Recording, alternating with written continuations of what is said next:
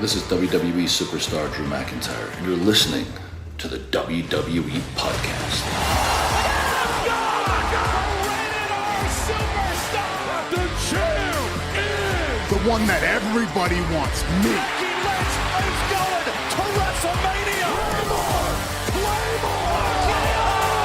Austin 316 says I just whipped your ass. This is my iron. You're going to acknowledge me. Welcome to the WWE Podcast, everybody. It is Tuesday, March 12th, 2024. We're going to go over Monday Night Raw that took place last night from Houston, Texas. Good amount that came out of the show, including some just absolutely stellar wrestling. I mean, not just the wrestling in terms of the show, but the actual wrestling itself, which, if you saw the main event, in my mind, that was a WrestleMania-worthy match, particularly the end with Chad Gable and with Sami Zayn.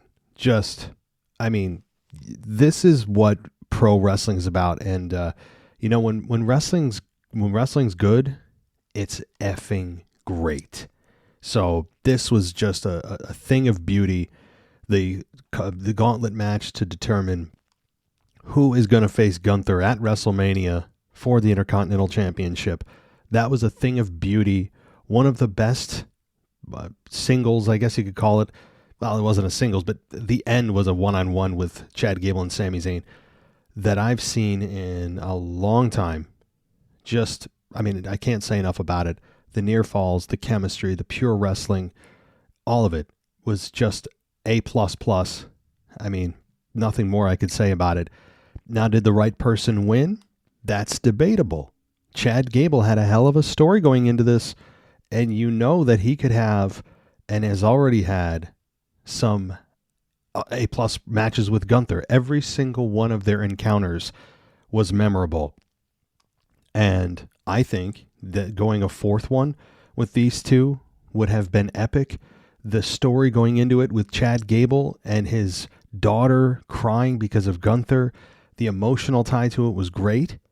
And I think there was a heck of a story they could have told there. So I just hope that in the loss for Chad, that he isn't lost for WrestleMania, that they have something for him. But I don't know. He may be part of that 6-pack challenge for the tag team, Undisputed Tag Team Championship ladder match. And he'll probably have a say there, but boy, he made a hell of a case to have himself a one-on-one with Gunther again. Now, Sami Zayn, was he the right guy? I think so. If you're going to not choose Chad, Sami Zayn is certainly a formidable opponent, a guy that last year was winning the Undisputed Tag belts with his friend Kevin Owens. This year, now one-on-one for the Intercontinental Championship with Gunther. So, pretty good WrestleMania to WrestleMania parallel. It's just going to depend on, do they pull the trigger with Sami? I don't know. There's an argument to be made. The answer is no. And also, what about the Beast? What about Brock Lesnar, who is seemingly in the plans to return at some point in the near future? There are rumors now that he is being worked back into the plans for WrestleMania, and we'll see if that happens. We'll see if he comes out after a match. Maybe he'll have a match himself. Maybe it'll be after. Maybe it'll be Monday Night Raw after. But it appears, as of this moment, Brock Lesnar is trending towards coming back in an on-air character role, and you would imagine it's for Gunther. How about this? How about a quick kind of play on WrestleMania here? Sami Gunther wins, but just barely, in a 20-minute classic. Gunther gets on the mic, says there's no one left, and out comes Brock Lesnar. How about that, to tease another match? Now, some would say, well, why didn't you do that match at WrestleMania? Well, I've kind of realized that not every great match in your mind needs to happen at WrestleMania or not at all. I think that's a lesson all of us as fans can really try to take to heart, that every great match in our minds and in the minds of WWE doesn't all need to happen at WrestleMania, because guess what? They still have, 10 or 11 other PLEs that they need to produce throughout the year. And they have big pay-per-views. SummerSlam has become a stadium show. Obviously, we know what Saudi Arabia is now. So, hey, there are other venues and other times and places we could do Brock and Gunther. It just isn't going to be this year, which is fine. We'll get it if Brock is on his way back. So, before we get going here, first of all, welcome to the WWE Podcast. If you guys want to go ad-free, great time to do it over at Patreon. $1 gets you in the door. As you go up in tier, you get exclusive shows like our After Dark show, and you can even come on the show if you go up high enough in tier. So that's just something that is, if that's enticing to you, you don't want to listen to any ads throughout WrestleMania season, then I'd highly encourage you to go over to Patreon and check us out, or on Apple Podcasts. You guys can check us out there and go ad-free on Apple Podcasts as well. So, all right, well, before we get going, one more thing. I'd like to welcome some new patrons, speaking of. How about Melbourne M, Alex B, I'll pronounce her name if I can, Alex Blundell, and Austin Daughtry, and I think I said Loops Valdez last time. So welcome to Melbourne, Alex, and Austin. Welcome, you guys. I hope you enjoy your, some of you are on free trials, but I hope you join us on the paid side of things, because I think you'll want to stay. I really do. So, all right, let's continue here with what again was, I thought, a pretty memorable Monday Night Raw. Nothing, I shouldn't say memorable. It's one that was impactful and moved things forward. The most memorable thing for me was the presentation of the 6-man gauntlet match for the IC title, shot at WrestleMania that I went through. We'll go through that maybe a little bit more later.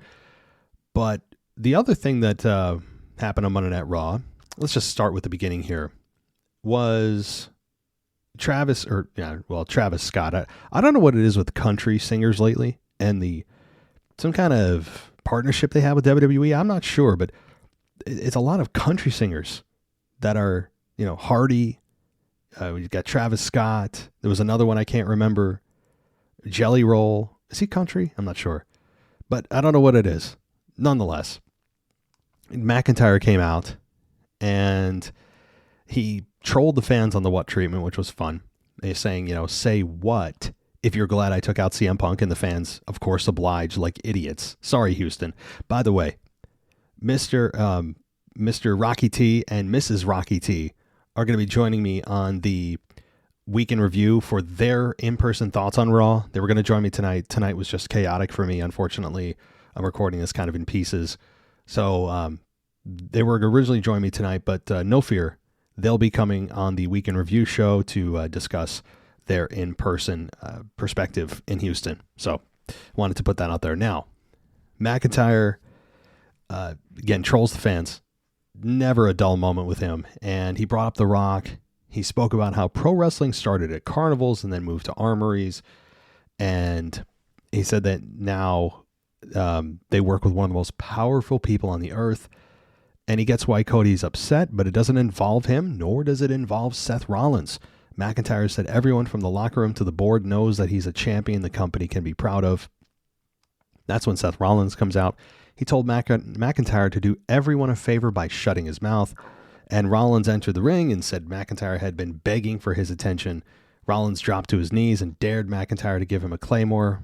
McIntyre didn't, and said that Rollins was right when he told him to get over the bloodline. McIntyre said he gave Rollins some advice, but all Rollins cares about is himself. Rollins said McIntyre is starting to remind him of CM Punk. Rollins said that he thought Punk was the biggest hypocrite in the world until he met McIntyre. Rollins then said that McIntyre complained about the bloodline, and now it seems like he wants to be their honorary member. And Rollins said he believes that McIntyre would love nothing more than have the bloodline help him take the title at WrestleMania, but it's not going to happen. McIntyre then said he knew Rollins wanted him to put him out of his misery, but there was nothing he could say that would provoke him. McIntyre exited the ring. Rollins called out to him and said he hadn't paid much attention to McIntyre on the road to WrestleMania because of all the things he has had to worry about going into the show, and McIntyre is at the very bottom of the list. McIntyre almost caved and attacked Rollins. You know, I don't know if this was the strongest promo for Rollins. Devaluing your WrestleMania opponent isn't the best idea. Your idea is to work with each other, okay? And, you know, to help elevate each other even through insults. And that didn't happen here. And the one thing he could have said, by the way, is, you know, your parents, your mother must be ashamed of you. Why? He was very close with his mother. That's well documented. And that's the one thing that he snapped on Sami Zayn for. So that's all he had to say was talk about his family. That's it. I mean, there you go. So, but nonetheless, this was a very well executed segment. Just overall, even if this wasn't Rollins' best work, but really didn't hurt anything, I don't think, long term. And here's the bigger picture for me. Despite the fact I didn't like a lot of the context of what Rollins was saying, I did appreciate that they actually focused on the world title solely, for the most part, other than mentions of The Rock and the Bloodline. But as focused as they've been on the world title match so far, which has been a nice to see, I have to say. It's been really nice to see, for a change, them focusing on Drew and Seth and Drew, rather than Drew being annoyed that Seth is not focused on Drew. So I did enjoy that. So there is that to see if they continue doing that, or if it then becomes muddied again with, you know, Cody involved and Drew and Seth just can't have a single program with one another. Rather a focused segment. So that to me was a good thing. All right. Now, WWE is very proud of their 100 million YouTube subscribers, and they should be. You know, that is a crazy amount of people subscribed to their YouTube channel. It's ridiculous. Now, Becky Lynch and Liv Morgan was next, and this match really, you know, this match overachieved for me. It did. And I wasn't expecting much going into this, particularly because I'm not Liv Morgan thus far hasn't been, you know, in my top 5 wrestlers, wrestling ability for the women. I don't think she's, you know, dead weight or anything like that on the roster, but she hasn't exactly been engaging as a character, and her in-ring wrestling has been okay. But this here they had nice chemistry here. Both Becky and Liv, I thought, worked well together. Becky took some pretty nasty bumps for Liv. Becky's always been a selfless wrestler, but, you know, Liv Morgan brought it too. And this was a 15-minute match. And it ended with Becky beating Liv after the second manhandle slam. And, you know, the mutual respect thing happened after the fact. And it seems like Liv and Becky are okay now. And Rhea came out after. And Morgan and Rhea had words on the ramp before Morgan headed back. And Rhea congratulated Lynch and noted that Lynch beat Morgan, and then asked her if it was all worth it. Ripley said Lynch keeps getting into fights and leaving it all in the ring as they get closer to WrestleMania. And Ripley said that Lynch does it to prove to herself she's the best, but you know deep down that I'm better than you. And she accused Lynch of so many matches leading into WrestleMania, that she's having so many matches that it'll lead to an excuse of why she couldn't beat her. Then Lynch said that before the Royal Rumble, that Ripley might have been better than her, and she planted that seed. It's grown into a tree, and if it has to be her against the whole world, then the whole world doesn't stand a chance, because this was a decent line. She said that she's good when people believe in her, but she's great when they doubt her. That's a good line. I you know, for all the criticism I give Becky, that's a line that I think has a lot of meaning to it for a lot of us. You know what I mean? So I enjoyed that line from Becky. Probably her most genuine promo response to Ripley thus far. This whole interaction here thus far has been the most enjoyable and authentic. And she said that, you know, obviously if the whole world is against her, then the whole world doesn't stand a chance. And she left. Pretty good. You know, I have to say that these two did a nice job, from the match with Liv and Becky to the interaction with Rhea and Becky, that didn't overstay its welcome, was to the point. And I like how they're not just having brawls with Rhea and with Becky yet. They're holding off. So that was nice. All right, Ivy Nile and Maxine Dupree versus Candice LeRae and Indy Hartwell. Candice LeRae and Indy Hartwell beat Ivy Nile and Maxine in 2 minutes. And, it was interesting that they're bringing the internet into this, meaning Dupree got some early offense on Hartwell, but Cole's prompting Cole to say that she was showing she belongs. Dupree went for a reverse caterpillar, but she backed off when LeRae was waiting for her. LeRae then said to Dupree that she doesn't belong and mocked her for the internet hurting her feelings. Dupree shoved LeRae aside and it looked like she was going to leave, but Hartwell dropped her with a kick and pinned her. I don't know. I mean, this is your typical random women's tag team match of the week. It's just kind of the way it's been for the company here. And I know they're trying to bring this into real life. And, I don't have a problem with it. It felt a little forced, but it also is something for Maxine to do. It's something for her to dig her teeth into. As shallow as it is, it's something. So, all right. Let's see. We got the announcement of the Tag Team Six-Pack Challenge at WrestleMania. We got Cody Rhodes having a sit-down interview in the ring with Cole. And Cole recalled The Rock pointing out on his board of directors that he's on the board of directors and is Cody's boss. Cole asked Cody why he slapped The Rock. Cody said he knows Rock claims to be his boss, but he's not sure that he is. Cody said if The Rock is his boss, it felt good to slap his boss. Cody said The Rock was a great wrestler before everything else came along, and that slap was a receipt. Cole then dug into can Rollins be trusted, and Cody said people change, and recalled Cole's heel character of being in a plexiglass box, and recalled that when he smashed a throne and said the person who sits on that throne has now become his closest working ally. He even teamed with Jey Uso.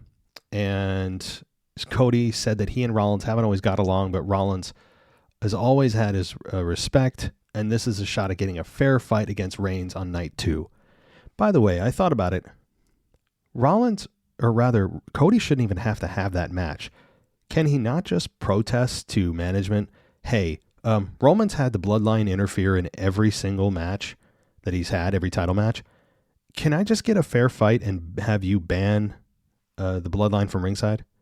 Or is the excuse, well, they have political power, they can't just do that? I mean, Cody has a pretty good reason to just expect a one-on-one, and WWE, the company, to protect the one-on-one. No? So it's just a little weird that we're going through the rigmarole, if you really use logic, that Cody even has to jump through these hoops. It should just be expected that you shouldn't have any interference. But, I mean, it's wrestling, right? So, all right.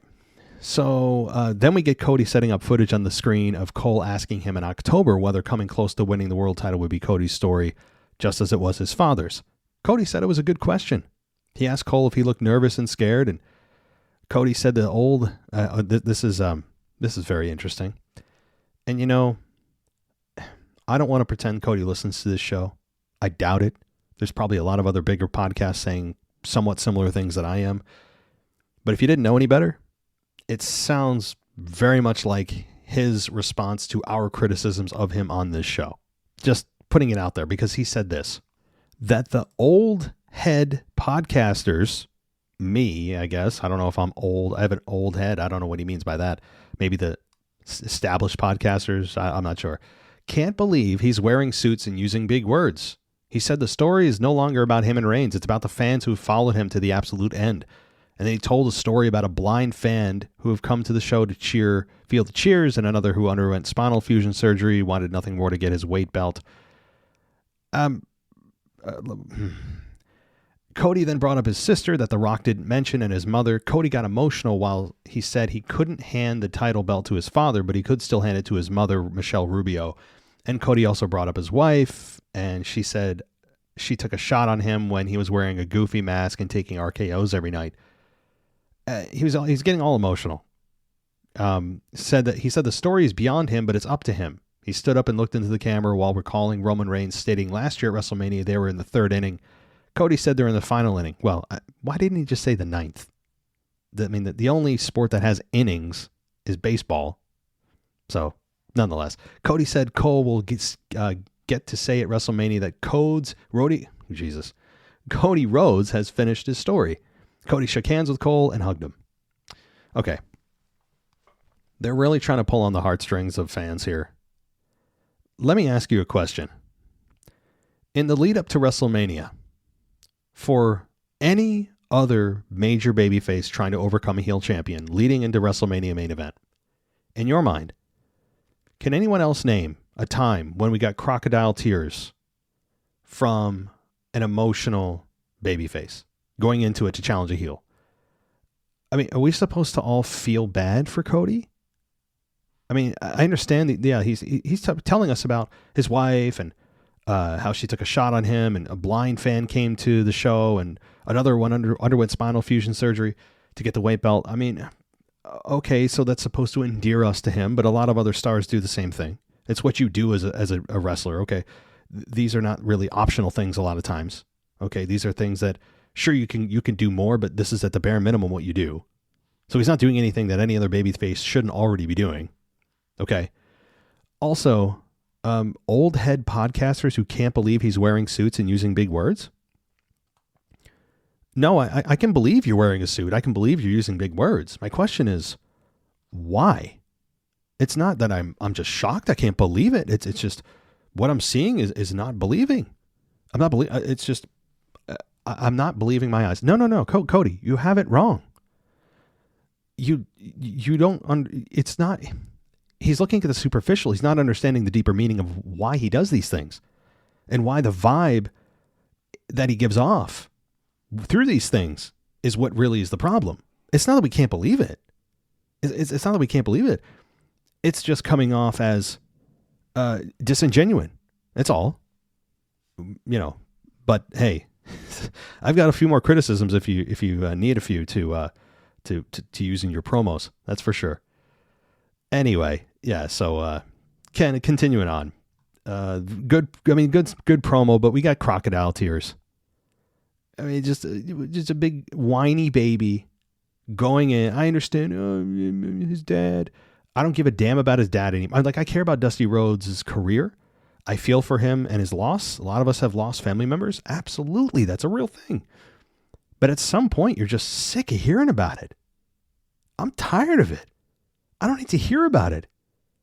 I don't need this like, this sympathetic, oh my God, his father. Yeah, a lot of us have lost people. What makes you any different? You know what I mean? Like, I don't know. I'm just sick of it. And the fake tears. Save it, bro. Save it. All right. The Kabuki Warriors, Asuka and Kairi Sane versus Shayna Baszler and Zoe Stark for the women's tag team titles. This match lasted 10 minutes with the Kabuki Warriors defeating Shayna Baszler and Zoe Stark. The finish was catching Sane in a Karafuda clutch. Sane rolled on to her to get a 2 count, but Baszler maintained the hold as they stood up, and Kai reached in, grabbed Baszler's foot to cause a distraction. Asuka tagged in and put Baszler down with a kick.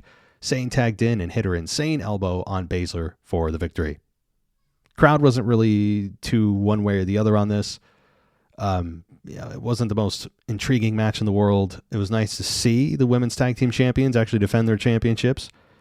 And a women's tag team match that goes into double-digit minutes is always a positive. But this didn't really... I mean, better than nothing, absolutely. But still, what's the direction of this division? Where are we headed? Who are the real teams? Why should we care? I mean, really. But, all right. Damian Priest versus R-Truth. R-Truth was defeated in 8 minutes. And he hit South of Heaven to get the victory here. And this was the finish was Truth applying the STF. Finn Balor and JD attacked Gargano and Ciampa at ringside. Truth went up top and dove onto the pile of wrestlers on the floor, and it drew a holy S chant. I don't know why. Truth then returned to the ring and ate a clothesline, and Priest lowered his straps and hit the South of Heaven chokeslam. So I think Truth's run of being hot, his flash in the pan moment, unfortunately might have passed, but it's still possible he and Miz earn their way into the tag team 6-pack challenge at WrestleMania and still win those tag team championships at WrestleMania. I think it's still very possible. So, but right now, I mean, he has cooled off immensely. So kind of sad, but you can still heat things back up. I really am hoping for Truth. I'm rooting for Truth here to win the belts with Miz at WrestleMania because, man, there's no one more deserving for a tag team victory, really. Alrighty. So then we get that main event, that brilliant main event, and the finish, as I mentioned, was just absolutely brilliant. We did get a nice kind of statement from Big Bronson Reed of the Tsunami after he was defeated by Sami Zayn. So Bronson Reed got his heat back without losing too much by being defeated. So there was that. JD McDonough being defeated doesn't really hurt or help him. We did get a Shinsuke Nakamura loss. Shinsuke is rubber at this point. You don't have too much faith in them giving him a sustained push, but you know that he's capable and dangerous at any moment. So kind of a, maintain for him, kind of a neutral loss for him. And, hey, Chad Gable, even in a loss here, continues to just kick ass. And this was a 41-minute main event. Loved it. Again, good show, made even better by the actual quality A+ wrestling in that main event that just blew me out of the water at the end and engaged you. And even if you didn't know anything about the match or the stakes, drew you in. That is pro wrestling at its finest, my friend. So, well, that'll do it for me. I know it's a bit shorter than normal here. I mean, I do have kind of a weird night ahead, so I think I'll end it there, but I do want to say thank you. I will be back on, tomorrow. Tomorrow is Wednesday, so I'll be back for the mailbag, hopefully. I know I've been late with that, but I think I'm finally not sick. So that's also a nice kind of change of pace in my life of not being sick for 2 months. So hopefully tomorrow I'll be back for the mailbag, and then that might be it for the week, depending on what happens. If there's bigger news, sometimes I pop on. And then, of course, we have Friday for SmackDown, and then the rest is history on the weekend. So don't forget, Sunday we'll have Mr. Rocky T and Mrs. Rocky T on the show to discuss their in-person experience with Monday Night Raw. And then that'll kind of wrap up the week as we creep closer to WrestleMania. What do we have, like 25 days? Like 25 days for WrestleMania? So not long. That'll do it for me, guys. Sorry it's a little bit briefer, about by 15 minutes, but life. All right. Talk to you guys later. Take care.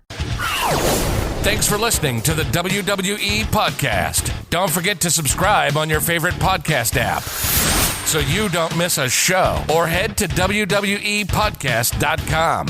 And for all of these shows ad-free, head over to patreon.com/WWE Podcast. Until then, we'll see you next time.